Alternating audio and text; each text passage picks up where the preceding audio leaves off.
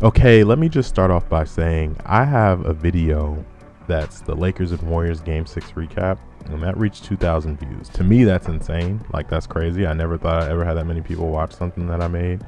Granted, I mean, at the end of the day, I'm kind of just talking. I'm kind of just rambling about basketball, and people are listening. I don't even know if they watched the whole video, but 2,000 views, that's a lot. Like, this is a lot for me.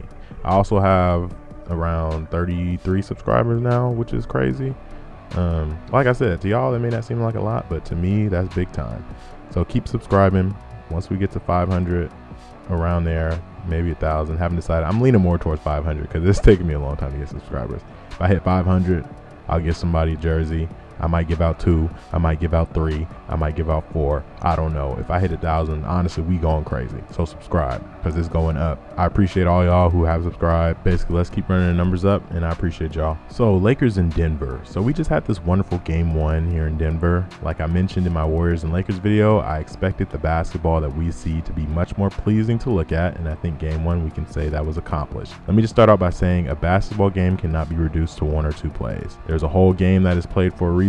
On top of that, playoffs have entire series for a reason, and they can't be reduced to just 1 game for that exact reason. I know there are people saying, well, if Denver doesn't hit those Hail Mary crazy threes, you subtract 6 points and the Lakers win. That's not how things work.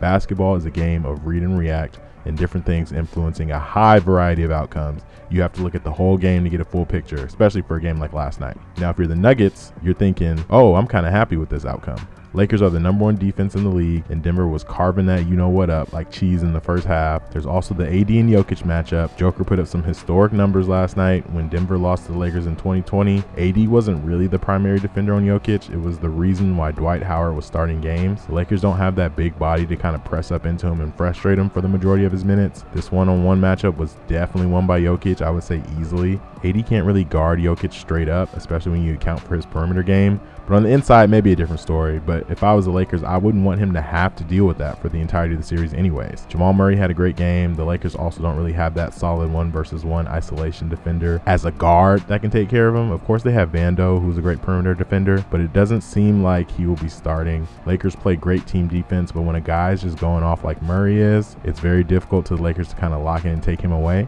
especially if they're going to play as lethargically as they did last night. It's good Murray showed us that he could do this in game 1, but his thing has always been about consistency, especially as the Lakers continue to kind of wear him down as the series goes along. I know he had that illness, quote unquote, so it'll be interesting to see how he comes out in game 2. Denver's role players took care of business. KCP was doing KCP things. You got a big game out of Bruce Brown, who was abusing his matchup against D'Angelo, and those guys just look prepared. They look ready. Some people have been saying things like KCP and those dudes won't have games like that again, but not only is that not necessarily true, also Michael Porter Jr. only really had like 15 points. He could easily pick up that slack for those guys if he gets hot one of these games. I mean, he started the game pretty well, like early on, but once LeBron was on him, he didn't really do that much. I think if Murray gets going, the Lakers will try and put their bigger bodies like LeBron on Murray. So Michael Porter Jr. is going to have to take advantage of those times where a smaller player is probably guarding him, which he mostly did last night. So I'll give him his props. Now here's why you're happy as a Lakers fan or worried as a Nuggets fan. Denver played an amazing game and was in control from the jump. Them relinquishing that big lead down the stretch in a game 1 playoff game is not a good look for them, especially because it was due to obvious adjustments that were made by the Lakers. If what the Lakers did last night was done by a team like the Warriors or something,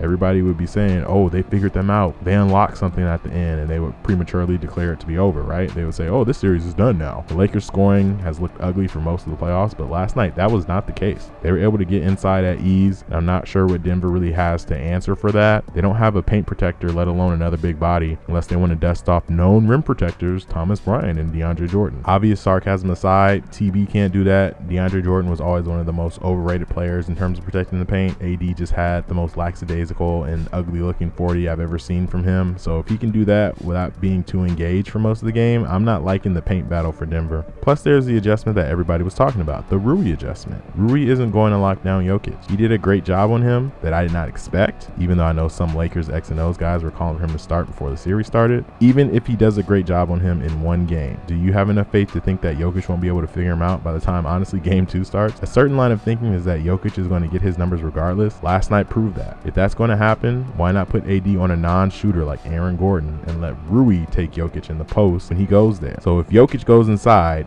AD will be waiting in the paint, all while being able to stop all their cutters, all that action. AD being able to roam has been a key to success for the Lakers for years now. The problem is figuring out a way to effectively do it without completely being terrible on the offensive side. It's been a puzzle since 2020. I think we have a situation where a team lost, but the winning team is going to have to find a significant adjustment to counter what the losing team did. This seems uncommon, but I think it happens more than we realize. The Lakers starting 3 guards was a problematic gamble that kind of blew up in their face. You combine that with them coming out the gates really slow and those 3 guards being awful, it's a miracle they were able to keep up and make it close in the end anyway.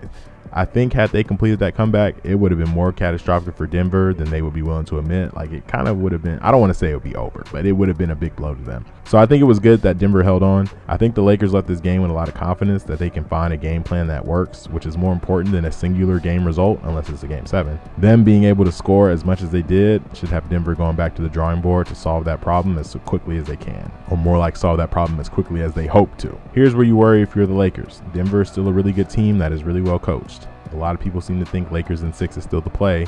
If you think that, do you have enough faith to think the Lakers will win 4 out of the next 5 games? Many factors are at play here. There's going to be a game every other day, and 3 more of those games are over 5,000 feet in the air in Denver. If Jamal Murray gets hot, which happens in the playoffs as he elevates his play, we've seen that. What will the Lakers' game plan be?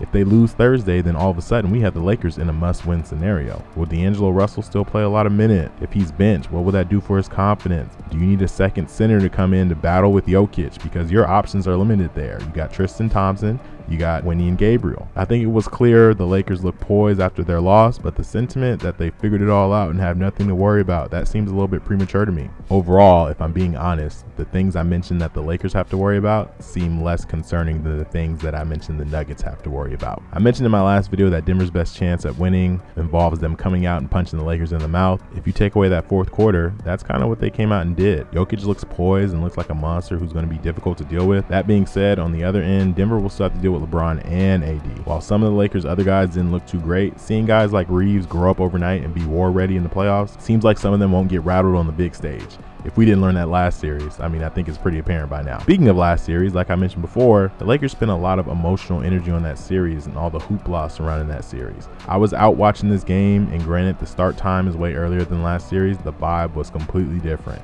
There was hardly anyone there when the game started, and I know it's the game 1, but even the Denver crowd didn't seem really too into it either as the game began. I think once the intensity picks up, the crowds and the teams will match that. Overall, I didn't see much in this game to sway my opinion one way or the other, so I still do think the Lakers pull it off in a longer series, but like I mentioned before, we are going to get a better basketball product than we did in those second round matchups. So once again, please subscribe. I will be giving away an authentic, real jersey, not that DHgate nonsense, when I meet a certain subscriber threshold.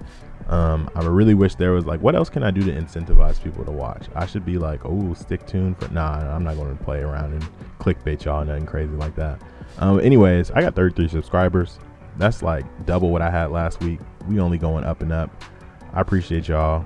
Just stay tuned. You know, it's really hard for me to make videos like I mentioned before, but I've been really trying to focus and get them done. Like, there's some other stuff I should be doing right now, like literally right now. Like I was about to shower, but I was like, nah, let me record this video. I had to write up a script and all this other stuff. You know, I'm just putting in the work. So I'm glad that the results are coming. Maybe I can keep it going, maybe not, we'll see. I don't know. I never even expected to have a video get 2,000 views. Like, that's crazy. Like, I thought I would always cap out at like 500. Anyways, appreciate y'all. Take it easy. Let's see how this series goes, y'all.